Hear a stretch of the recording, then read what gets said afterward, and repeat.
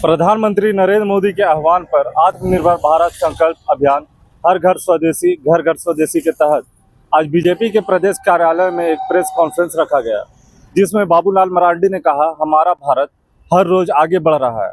बाबूलाल मरांडी ने और क्या कुछ कहा, आइए सुनाते हैं। हर घर स्वदेशी घर घर स्वदेशी। देश के प्रधानमंत्री जी के नेतृत्व में मेक इन इंडिया आत्मनिर्भर भारत मिशन के माध्यम से अनेकों क्षेत्रों में जो निर्माण का काम चल रहा है, इससे केंद्र यानी देश की जो प्रतिष्ठा, देश की जो सम्मान है, वो दुनिया भर में बढ़ रही है। अपने दैनिक जीवन में स्वदेशी उत्पाद अपनाकर और भारतीय उद्यमियों तथा कारीगरों का समर्थन करके हम एक मजबूत और आत्मनिर्भर भारत के निर्माण में योगदान दे सकते हैं। आइए इस जन आंदोलन में करोड़ों भारतीयों के साथ मिलकर स्वदेशी अपनाएं, देश को आत्मनिर्भर बनाएं। आप सबको ध्यान में है कि देश के प्रधानमंत्री आदरणीय नरेंद्र मोदी जी ने देश के सामने एक माइलस्टोन फिक्स कर दिया है कि भाई 2047 तक भारत को हमें विकसित भारत बनाना है। और विकसित भारत बनाने के लिए स्वदेशी का उपयोग आवश्यक है। यानी स्वदेशी के बिना हम विकसित भारत की कल्पना नहीं कर सकते। और स्वदेशी को लेकर के आग्रह आज नहीं बल्कि स्वतंत्रता के पूर्व से ही ये चलते रहा। 1905 में भी बाल गंगाधर तिलक, विपिन चंद्र पाल, अरविंद घोष, लाला लाजपत जैसे नेताओं ने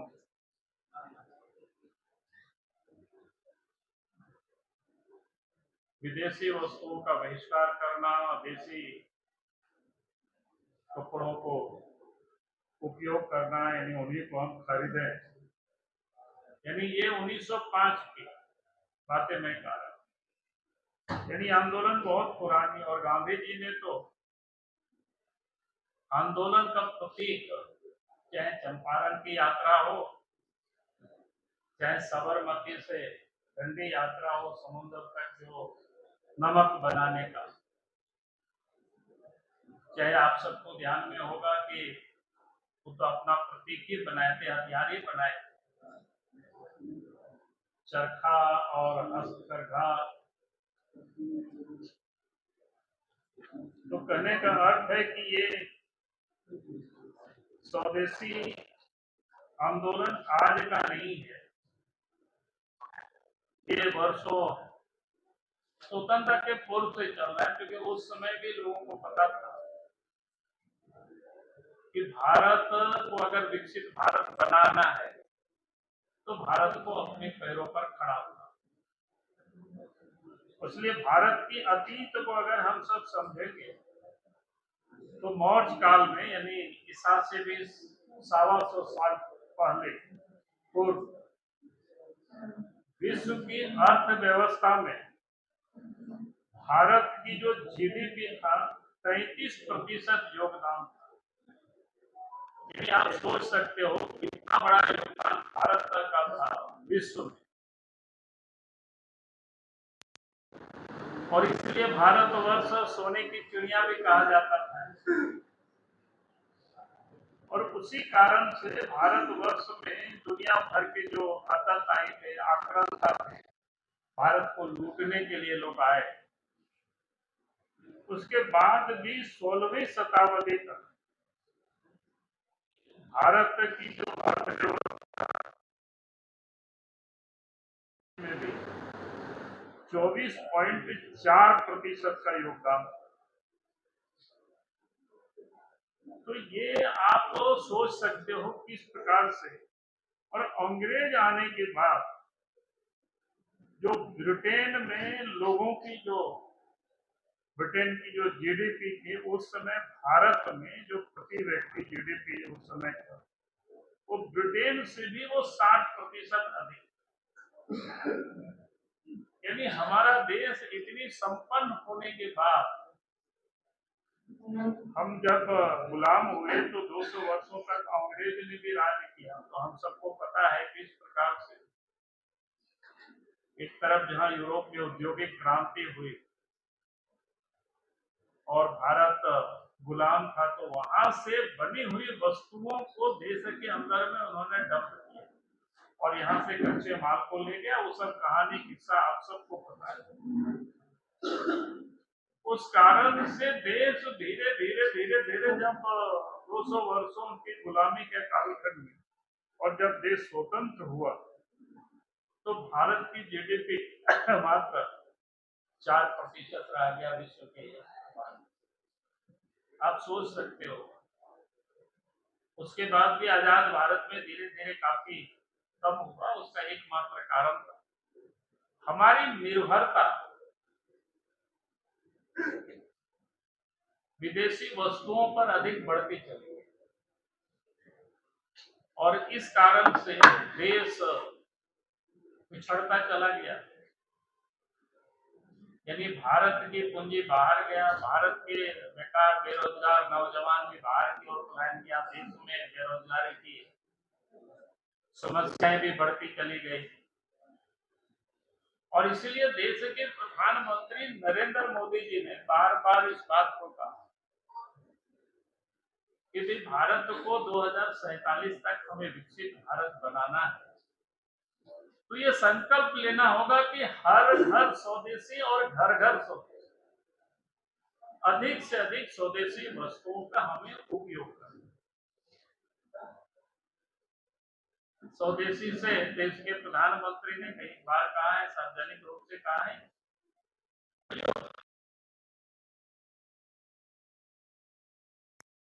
मेहनत लगा ताकि हम स्वदेशी वस्तुओं का उपयोग करेंगे तो स्वाभाविक है देश के उद्योग धंधा बढ़ेंगे और देश के उद्योग धंधा फैलेगा फूलेगा तो यहाँ के नौजवानों को रोजगार के अवसर भी मिलेगा।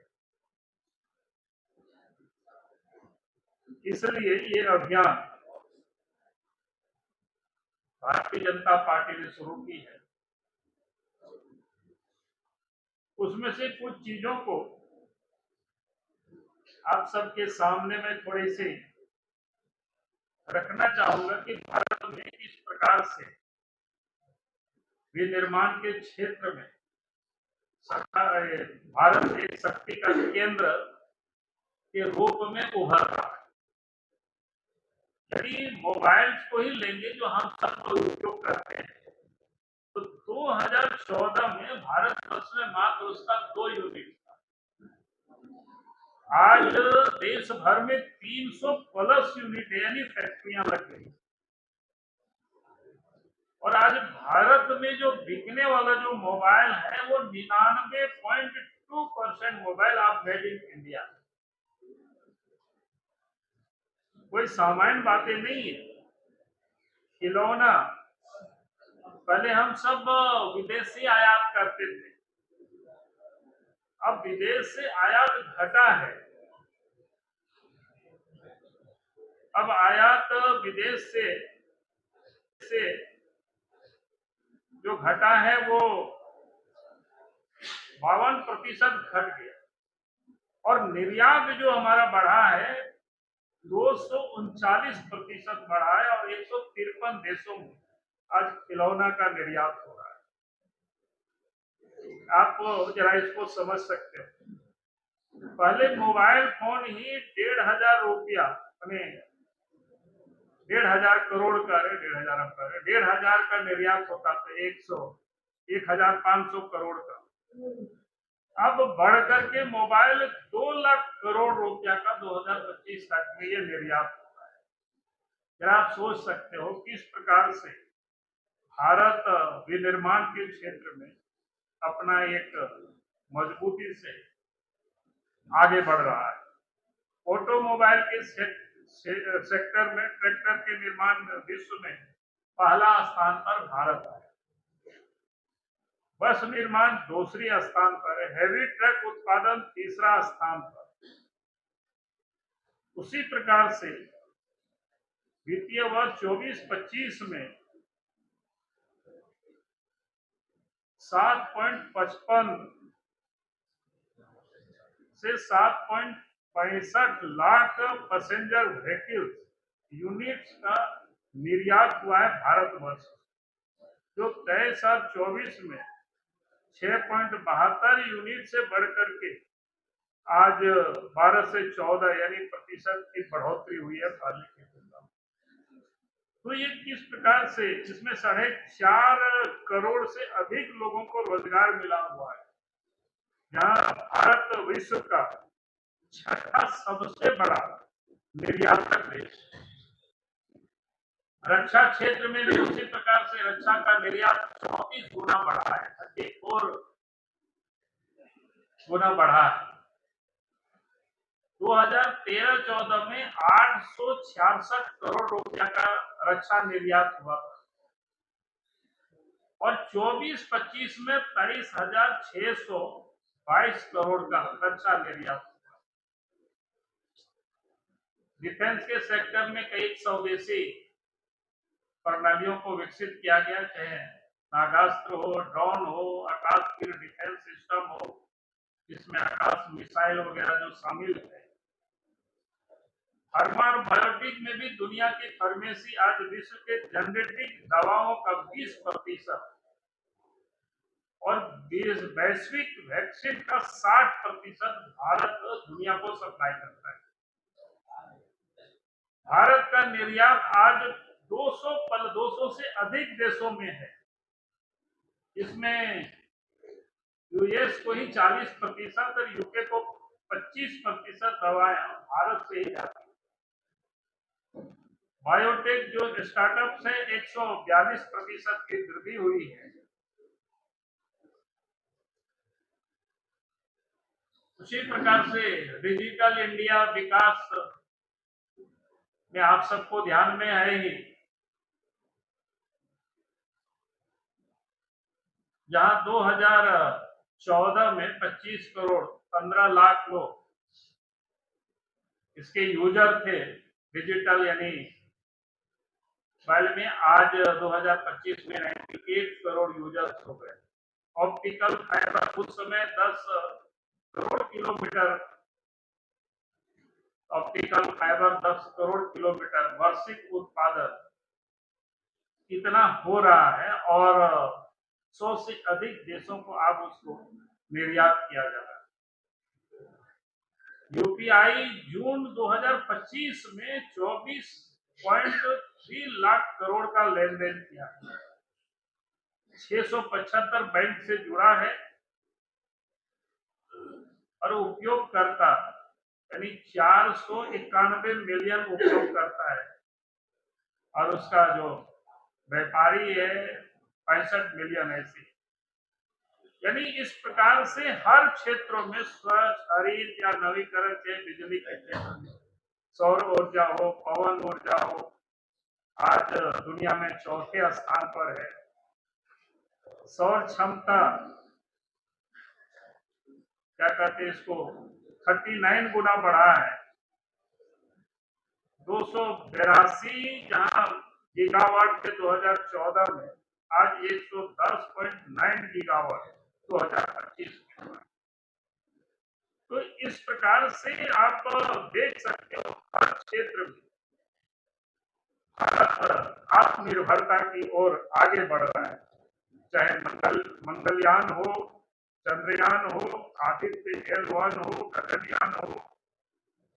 तो इस प्रकार से ये जो भारतवर्ष की कहानी है विकास की, वो आगे बढ़ रहा है और हम सब लोगों ने, पूरा देश और झारखंड में भी भारतीय जनता पार्टी प्रचार प्रसार के लिए अनेक प्रकार के कार्यक्रम, जिसमें से अभी आपको पोस्टर पर्चा भी दिखाए, उसको और नीचे तक ले जाने के लिए विधानसभा स्तर पर भी हम सब लोग सम्मेलन कर रहे हैं। झारखंड के सभी 81 विधानसभा क्षेत्रों में भी इसका सम्मेलन होगा, ताकि हम इस स्वदेशी अभियान को, जिसे हम हर घर स्वदेशी या हर घर स्वदेशी अभियान को एक घर तक पहुंचाना, एक लोगों तक पहुंचाना, इस अभियान की शुरुआत झारखंड में आज से हम सब लोगों ने प्रारंभ किया है। तो मुझे लगा कि आज आप सब लोगों से इस विषय में, ऐसे ही इस विषय में बातें होती रहती है। ऐसी कोई योजना है क्या कि आपको बीजेपी के लोग